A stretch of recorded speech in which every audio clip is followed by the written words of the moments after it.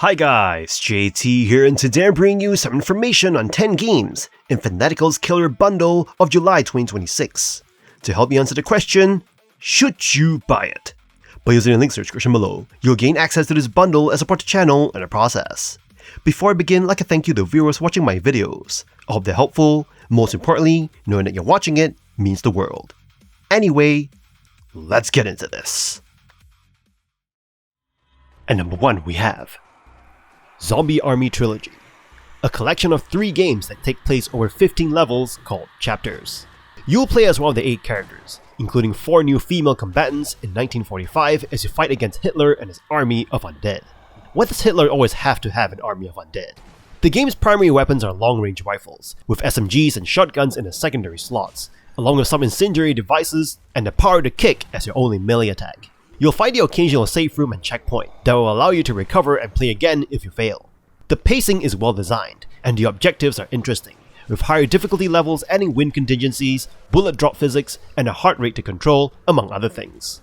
The game's gunplay is fun and takes place mostly from a third-person perspective. The zombies and other denizens are well crafted, and the animations are slightly off, but it doesn't detract from the experience. You can choose to play solo or online with 3 other players. The replay value is low, but Horde mode is another way to keep the party going, though it can get tiresome. The game's engine feels cheap, and lag in online play is an issue. If you can get past the game's faults and have 3 buddies on hand, you'll have a ton of fun with Zombie Army Trilogy. It's a blast to overcome particularly tough sections with a team, and hitting an on-point shot from 50 feet away can provide quite a rush. Though the game has some issues, the experience is fun, and the game is solid, and it definitely has an audience. So if you want to blow up some Nazi zombie hits with friends, you definitely don't want to miss out on this. And number 2 we have Beyond Two Souls, a game that invites you to delve into a captivating narrative, an experience characterized by its narrative-driven approach and emotionally charged storytelling. As you step into the shoes of Jodie and her ethereal companion Aiden, you embark on a journey that explores the mysteries of life and death, all while navigating a non-linear narrative structure. The game features remarkable motion capture performances, with Ellen Page and William Dafoe delivering outstanding acting that breathes life into their characters. The attention to detail in capturing subtle expressions and emotions sets a high standard for interactive storytelling. Even supporting characters, like Kadeem Hardison's endearing portrayal of Cole, add depth to the narrative. However, Beyond Two Souls is not without its flaws. The story's constant shifts in tone and introduction of numerous characters can feel overwhelming and dilute the central plot's impact. While the game's tangents are visually stunning, they often disrupt the pacing and immersion. On the technical front, the PC port impresses with its stunning graphics and smooth performance. Yet, the keyboard and mouse controls leave much to be desired, with the game's non-standard gameplay struggling to translate seamlessly to this input method. Despite these shortcomings, Beyond Two Souls manages to deliver a thought-provoking narrative that explores the themes of life, loss, and the supernatural. If you look past its quirks and melodrama, you'll find a story that captivates and engages, making Jodie's journey one worth experiencing. And number 3 we have Strange Brigade Deluxe Edition, a co-op third-person shooter that wraps basic action gameplay in a cheeky 1930s Royal Geographical Society-style adventure. You join a team of adventurers, a mercenary, a professor, a warrior, and a mechanic, to plunder tombs in Egypt, raiding lost cities, solving ancient puzzles, and shooting hordes of mummies and zombies. The game's strongest feature is its satisfying shooting mechanics, inherited from the developer's work on the Sniper Elite series. Every shot feels punchy and powerful, ensuring that surviving against impossible odds, often running low on ammo, remains a genuine thrill. The chaos of playing with up to 3 friends adds necessary movement and excitement to the battlefield, making it a decent option for quick fun with a group. However, the game suffers from a sparse raid loot upgrade raid loop. You'll find very little loot variety, and a handful of weapons and upgrades feel limited. Furthermore, the individual characters are largely interchangeable, diminishing the sense of individual growth. Teamwork is discouraged by a weak, instant respawn sarcophagus mechanic that teleports dead teammates out of trouble, allowing you to casually revive them without risk. The game leans heavily on the overwrought, old-timey tone, complete with a constant alliterative narrator and jingoistic colonial themes, and a factionation that quickly wears thin. The scattered puzzles are similarly shallow, often solved by simply following the combination written nearby or shooting puzzle pieces. While the gunplay is solid, the lack of that means you'll likely ache for new ideas, and you may find other better co-op adventures waiting for you. The Deluxe Edition is the ultimate package, giving you the base game plus the full Season Pass. The Season Pass is stacked with content, featuring brand new campaign missions, additional playable characters and skins, new weapons and weapon skins, and much more. You get everything needed for the complete experience right from the start. And number 4 we have Zombie Army 4 Dead War, a third-person co-op shooter that throws an endless stream of the undead at you, utilizing the satisfying slow-motion X-ray camera from the Sniper Elite series to deliver gruesome, high-score chasing fun. The game sacrifices the nuance of its predecessor for an unashamedly over-the-top action-packed experience focused on maximizing your combo kills. The core gameplay loop is centered on racking up massive scores by shooting zombies in the head or, hilariously, achieving a tactical shot bonus. You're constantly rewarded for using everything at your disposal: fire, electricity, environmental hazards, and powerful melee attacks to keep your kill combo going as high as possible. While the story, it's about Hitler raising a zombie army, is loose and easily lost amidst the chaos. The beautifully detailed locations provide interesting backdrops for the slaughter. The monotony of endless shooting is frequently broken up by a variety of specialized undead, including explosive suiciders, teleporting shadow snipers, and massive heavily armed brutes. This variation keeps you on your toes and demands your immediate focus while you're constantly swarmed. The game truly shines in co-op, allowing you and up to 3 friends to choose any chapter and set the difficulty. The multiplayer experience turns the constant stream of numbers and X-ray shots into a competitive quest for the highest score, bolstering the game's replayability. Though the core gameplay is shallow and weapon customization is limited, the sheer joy of watching a bullet shatter a zombie's skull in gory detail, alongside the robust co-op, make this a delightfully one-note yet highly enjoyable Dead War.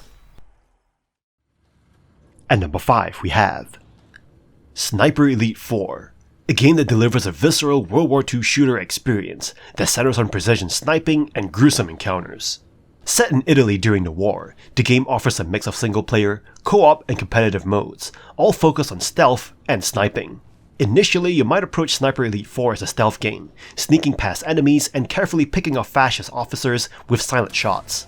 However, the game truly comes alive when you treat it more like a shooter with tactical stealth elements.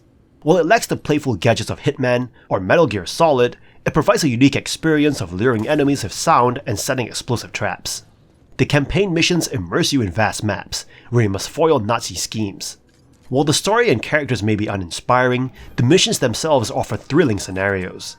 There are no hand-holding instructions. You're on your own against AI soldiers guarding various objectives.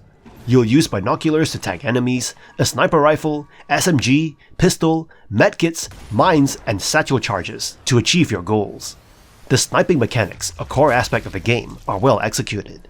You can choose between simplified ballistics or the more challenging inclusion of gravity and wind. The slow-mo X-ray shots of bullets impacting skulls add a gruesome touch to the experience.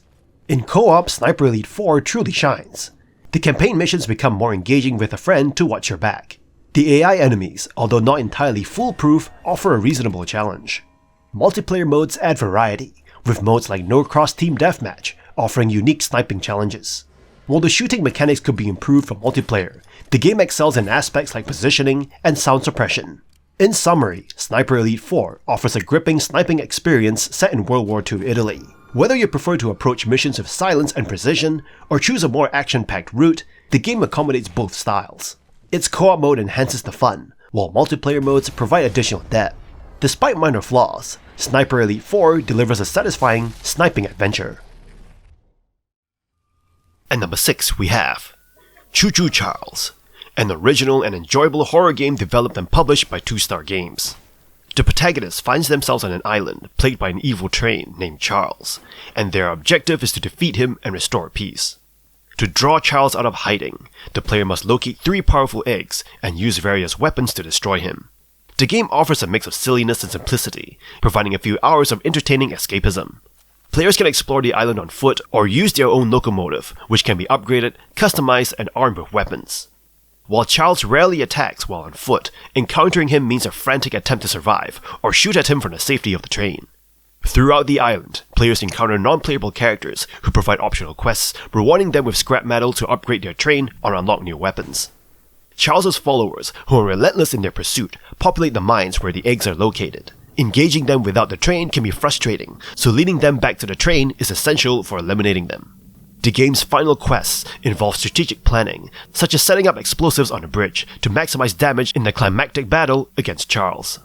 While the game can be completed relatively quickly, engaging in optional side missions and collecting additional scrap metal strengthens the train and weapons, ensuring better chances of success. Choo-Choo Charles is a light-hearted horror experience that doesn't take itself too seriously. Despite some visual limitations and repetitive nighttime settings, the game's appeal lies in the fun of operating the train and utilizing acquired resources to defeat Charles. Its short length and streaming-friendly nature make it a must-play for fans of quirky, scary, and cult-style games like Deadly Premonition. At number 7 we have Bramble the Mountain King, an atmospheric survival horror game where you navigate the eerie depths of Scandinavian folklore. You play as Ollie, a young boy who sets off into the dark woods to rescue his sister, Lillemore, after she is abducted by a troll under the sinister Mountain King's command. The game beautifully combines platforming, stealth, and intense boss battles as you traverse hauntingly realistic environments like plague-ravaged villages and shadowy swamps. You'll encounter an array of unsettling mythological creatures, from trolls to shape-shifting witches. The story unfolds through narrated fairy tales, adding depth to the world's dark lore. Ollie's growing orb becomes your lifeline, serving as both a source of light and a weapon during tense encounters. The game's defining characteristics is its unique boss battles, which are imaginative, terrifying, and unforgiving. Each encounter is multi-faced, requiring you to think quickly and act even faster. Despite its deceptively whimsical appearance, Bramble delves into truly grim themes, like infant unaliving and self-unaliving, with graphic violence that is definitely not for the faint of heart. The atmosphere is heightened by stunning visuals, immersive soundscapes, and a haunting soundtrack featuring pieces like Grieg's In the Hall of the Mountain King. While Ollie's controls can be a bit clunky, especially on narrow ledges, the frequent autosave checkpoints keep frustration to a minimum. If you appreciate games like Little Nightmares and enjoy dark folklore with a mix of stealth and action, Bramble the Mountain King is a spine-chilling experience worth diving into. At number 8 we have POSTAL, Brain Damaged, a spin-off that pivots the long-running infamous series into the fast-paced realm of classic boomer shooters. By embracing the fast, satisfying gameplay popularized by iconic 90s titles, you'll find a surprisingly competent experience that prioritizes retro-inspired action over the franchise's historical focus on aimless, controversial violence. As you navigate the bizarre dreamscape of the protagonist, the game delivers breakneck combat that feels consistently smooth and precise.